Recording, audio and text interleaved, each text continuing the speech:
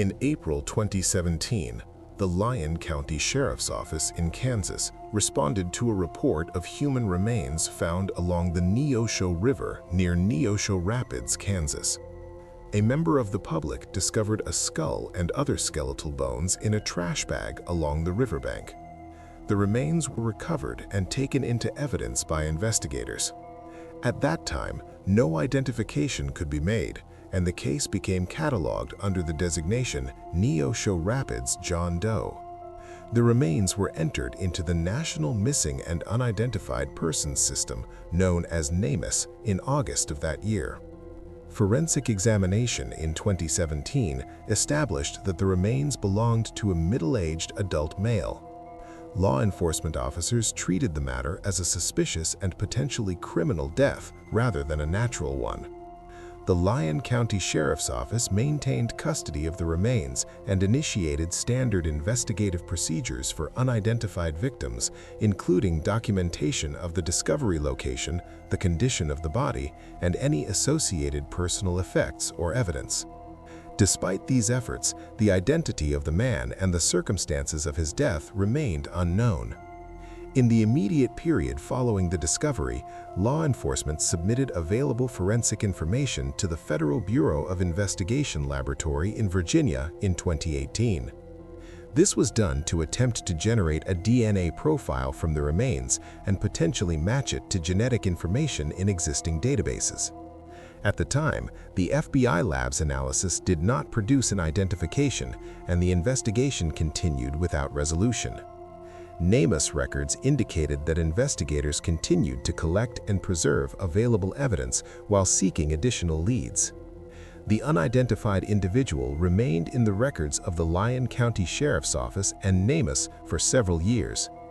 Over that time, continued efforts to connect the remains with missing persons reports and other investigative leads did not yield results. The case remained officially unsolved, with the identity of the deceased man unverified. Law enforcement periodically reviewed the case as part of ongoing efforts to resolve cold cases and unidentified human remains investigations. In 2022, the Lyon County Sheriff's Office decided to pursue advanced DNA identification techniques for the unidentified remains. To assist with that effort, the department partnered with Othram Inc., a private forensic laboratory based in Texas that specializes in extracting and sequencing degraded DNA and using genetic genealogy to generate investigative leads.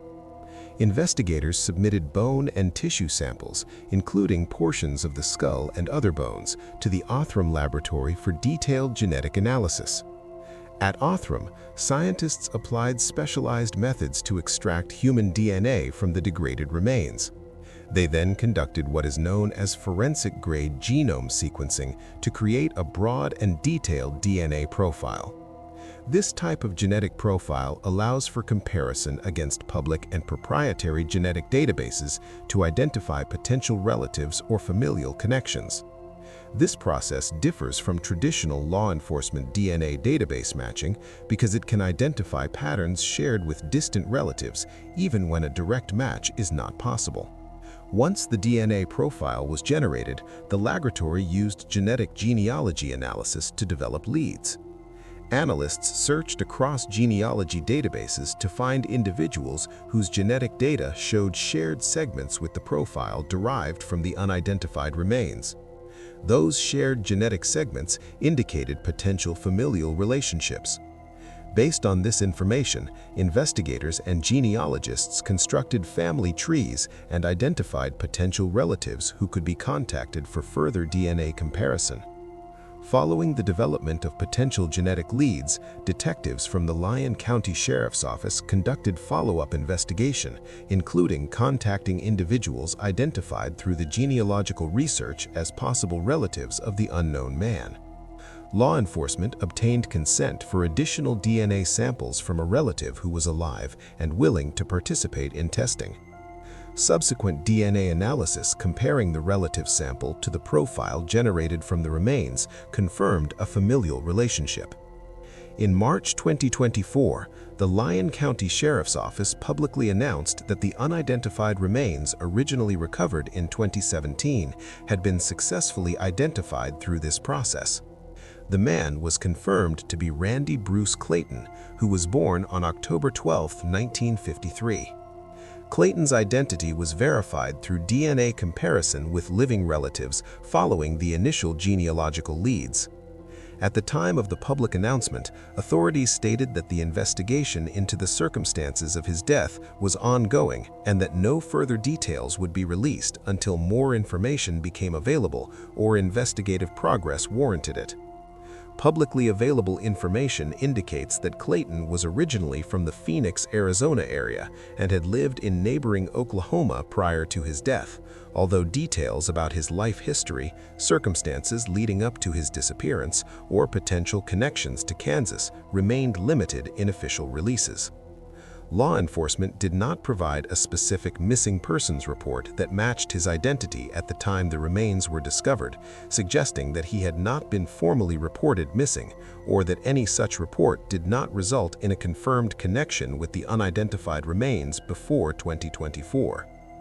The use of genetic genealogy and advanced DNA profiling in the identification of Randy Bruce Clayton reflects a broader trend in forensic science, where cold cases and unidentified remains can be revisited with new technology.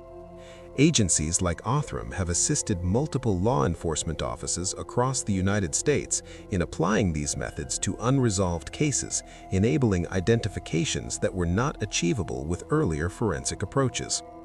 Genetic genealogy combines DNA sequencing with family history research to provide investigative leads that can ultimately provide names and family connections for unidentified individuals. The identity of a previously unidentified individual often represents only one piece of the investigative puzzle. After identification, law enforcement agencies typically seek to understand the circumstances surrounding the person's death, including foul play, cause, manner of death, and any responsible parties. At the time of the announcement confirming Clayton's identity, the Lyon County Sheriff's Office indicated that the investigation into the manner and circumstances of his death remained active and ongoing. They did not release details about a suspected cause of death or any potential suspects, leaving those aspects of the case open to further inquiry.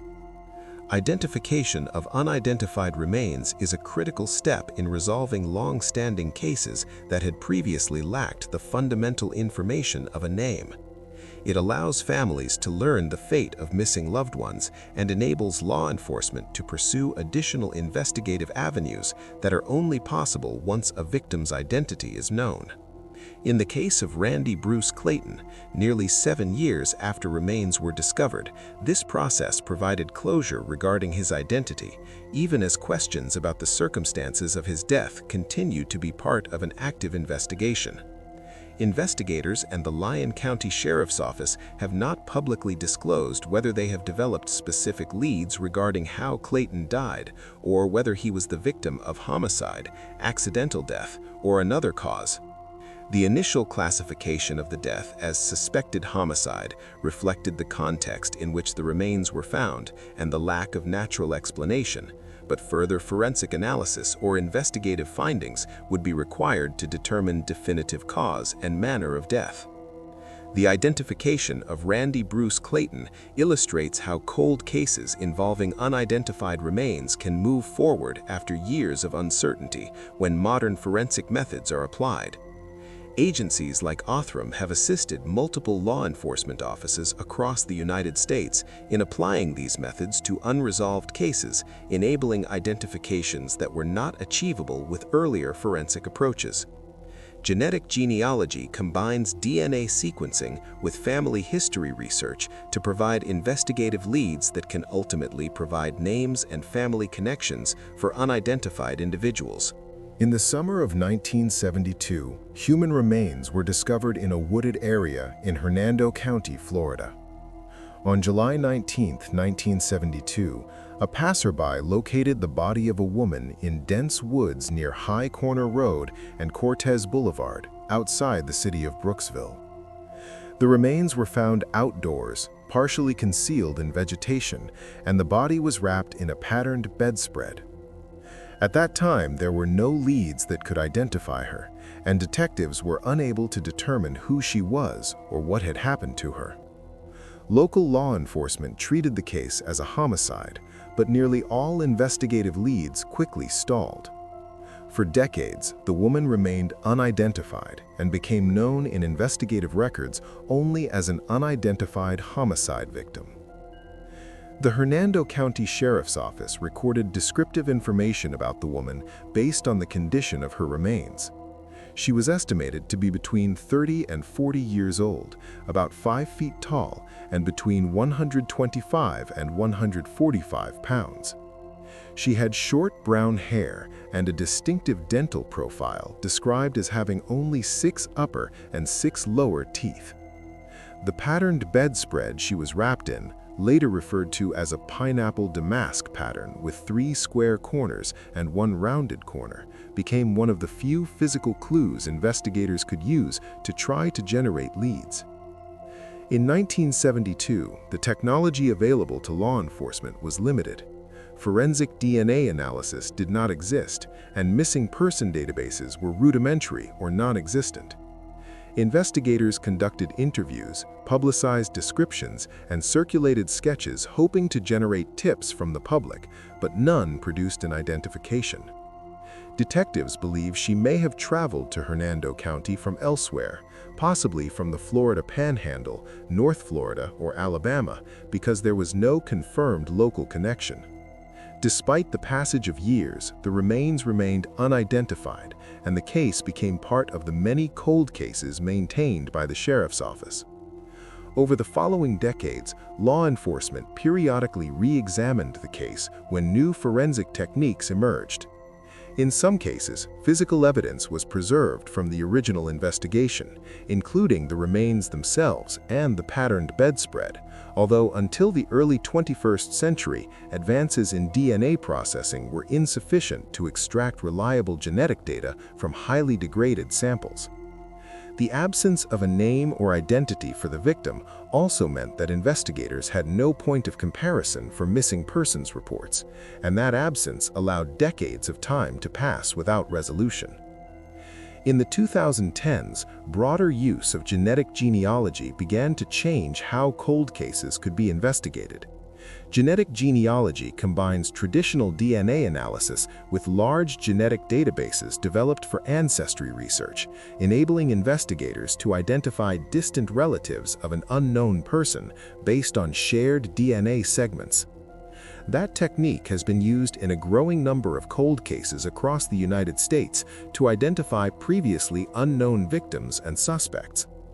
Recognizing an opportunity to apply these new tools, the Hernando County Sheriff's Office submitted preserved evidence from the Shelton case to a private forensic laboratory in 2022. The laboratory, Othram Inc., utilized advanced DNA extraction methods to recover usable genetic material from the remains. Scientists conducted forensic-grade genome sequencing to build a comprehensive DNA profile that could be compared to public and proprietary genealogy databases. That profile allowed forensic genealogists to search for individuals with partial DNA matches, indicating potential familial relationships. Through a process of building and cross-referencing family trees from genetic matches, investigators were able to develop leads connecting the unidentified victim to possible relatives. By August 2022, the laboratory had generated what investigators called a kinship report, confirming a positive identification of the unidentified Jane Doe as Peggy Joyce Shelton. Records indicated that Peggy Joyce Shelton was born on March 30, 1943 in Kentucky. This identification finally gave a name to the woman whose remains had been found nearly 50 years earlier in Hernando County. The discovery brought closure to the decades without an identity, even as investigators continued to pursue information about the circumstances of her death. The positive identification did not automatically provide answers about how or why Shelton was killed. Local law enforcement officials described the case as a homicide investigation, and detectives continued working to identify a suspect or suspects responsible for her death. At the time of identification in 2022 and the subsequent public announcement in early 2024, Sheriff Al Nineheis and cold case detective George Lloydgren emphasized that the investigation into Shelton's murder remained active and that authorities sought tips from the public that could lead to identifying the perpetrator. When detectives began reviewing Shelton's life history following her identification, they uncovered that she had been married in 1971. Public records show that she married a man named Jerry Lee Fletcher in Hillsborough County, Florida, on December 18, 1971. Law enforcement later connected Fletcher to other violent crimes in the 1970s, including abduction, rape, and murder investigations in Florida and Illinois. Some of those offenses were prosecuted, while in other cases Fletcher was not convicted or was identified only after decades had passed. Shelton's body had been wrapped in what appeared to be a twin-sized blanket, similar to those used in motels and hotels, raising questions about whether she had been killed in or near such a location. Investigators noted that Fletcher's family owned a roadside motel in Tampa between 1970 and 1973, and that he had lived there at times around the period of his marriage to Shelton. The motel context and blanket pattern became part of the narrative law enforcement examined when reconstructing how and where Shelton may have been killed. Despite these investigative threads, for many years Shelton's identity remained unknown precisely because she had no criminal record and because she was never reported missing to law enforcement. Without a missing person report, there was no initial reference point investigators could use to compare with unidentified remains. The lack of official notification contributed to the decades it took before her identity could be established. During the renewed investigation into Shelton's case in 2023 and 2024, detectives released a facial reconstruction based on her remains in hopes of generating more leads prior to confirming her identity. Facial reconstructions are forensic art interpretations designed to approximate what the individual may have looked like in life based on skeletal structure and other features. The reconstruction, along with the distinctive description of the patterned blanket, helped maintain public interest in the case and offered additional context for potential informants. In announcing the identification of Shelton and the ongoing homicide investigation, Hernando County authorities also acknowledged that the man believed responsible for her death, Jerry Lee Fletcher, had died in 2014 while serving a prison sentence for other crimes.